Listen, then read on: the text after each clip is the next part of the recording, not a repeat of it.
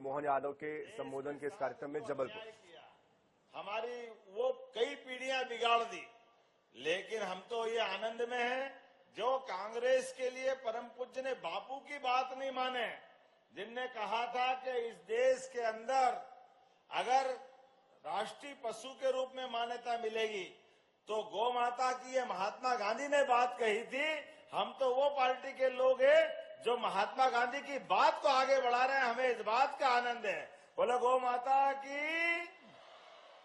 भारतीय सनातन संस्कृति के काल में आज का दिन खासकर जबलपुर के क्षेत्र की साइड से, वैसे तो हम लगातार महाराज जी अभियान चला रहे हैं। वो कहाँ गए अच्युतानंद जी महाराज साहब?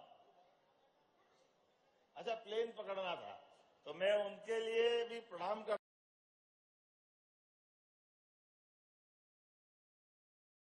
हमारी सरकार के बनने के बाद वैसे तो सरकार के पहले से भी गौशालाओं का संचालन व्यवस्था, इसके मामले में सरकार के माध्यम से और भारतीय जनता पार्टी की नीति होने के कारण से हमने इन सारे कामों को प्रोत्साहन दिया।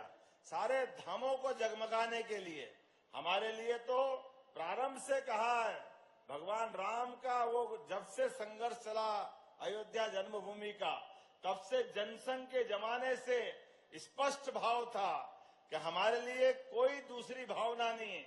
और ये भगवान श्री राम के मामले में जितने अड़ंगे हो सकते थे वो सब कुछ किए, लेकिन अब हमारे लिए सौभाग्य की बात है, कितनी सारी प्रकार की बातें हुई।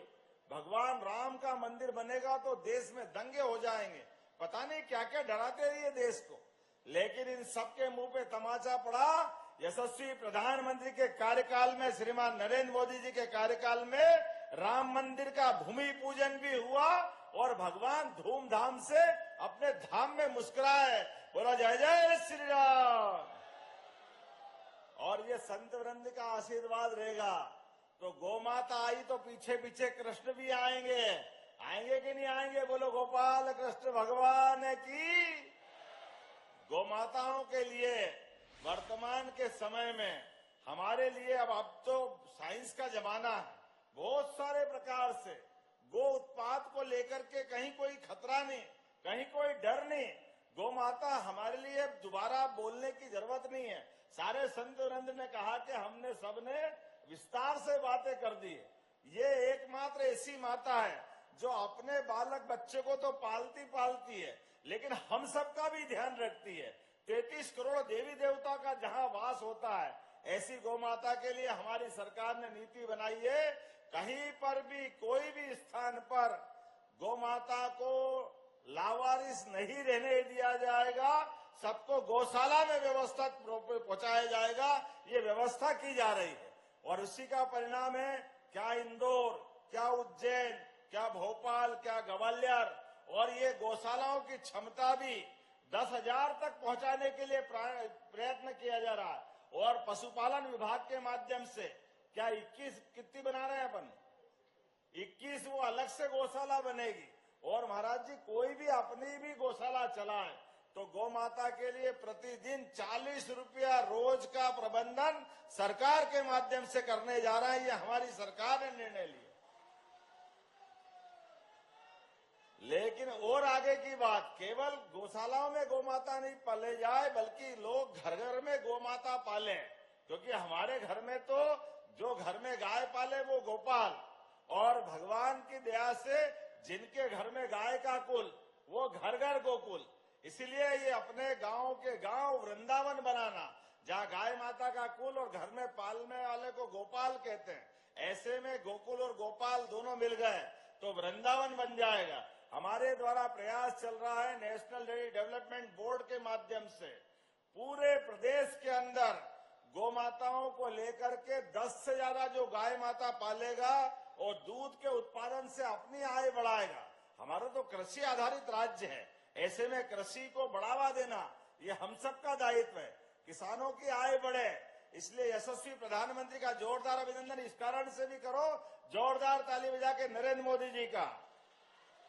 अभी अभी मैं स्वर्गीय भारत रत्न अटल बिहारी वाजपेयी जी का प्रतिमा अनावरण करके आ रहा हूं, और अटल जी की ने एक सपना देखा था कि नदी से नदी जोड़ो, अरे एक नदी में बाढ़ आ रही, दूसरी नदी खाली है, कहा एक नहर बना दो, दोनों नदी में पानी बांट दो और क्षेत्र के किसानों को पानी उपलब्ध करा दो, खेत अपने आप में सोना उगलने लगेंगे।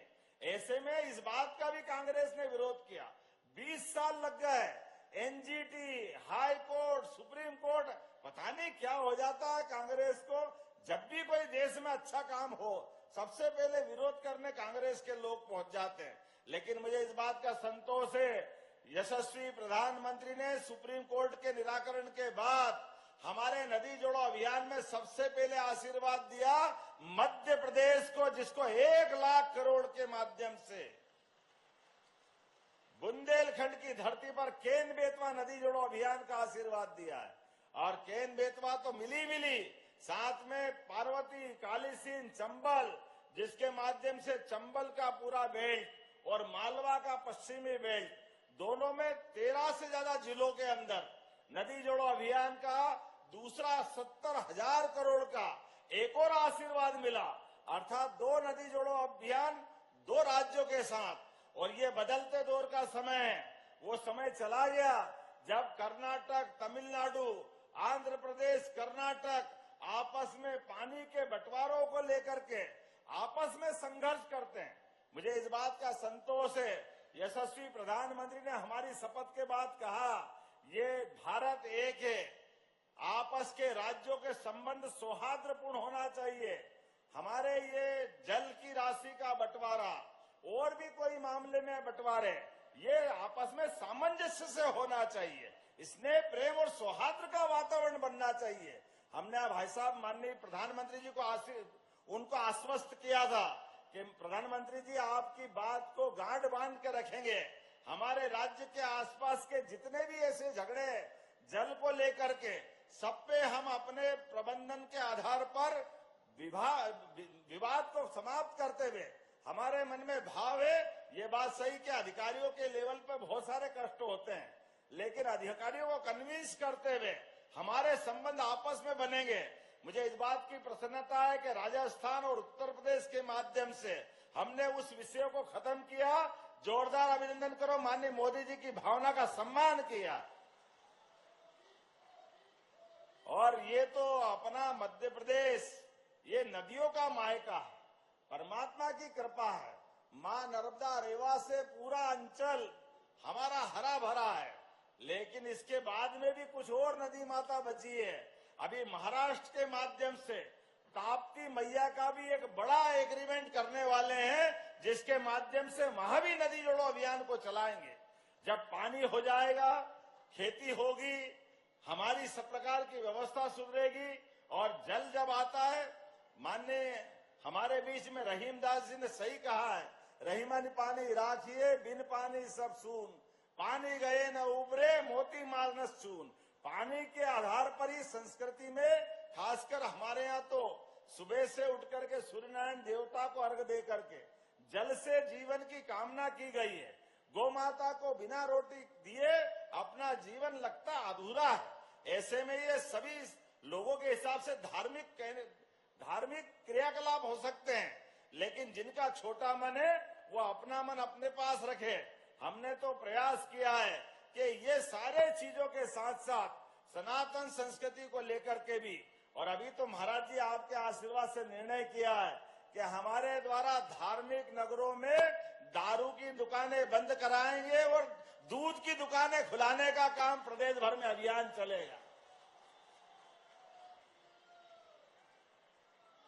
शराब के मारे पूरा संस्कृति, पूरा समाज सब कष्ट में होते हैं। शराब की खराबी के बारे में कुछ बोलने की जरूरत नहीं है। पीढ़ी की पीढ़ी बर्बाद हो जाती, खासकर माता, बहनें, बच्चे बाद में कष्ट पाते हैं। लेकिन इन व्यवस्थाओं के आधार पर धीरे धीरे करके अभी की दृष्टि से हमने महेश्वर में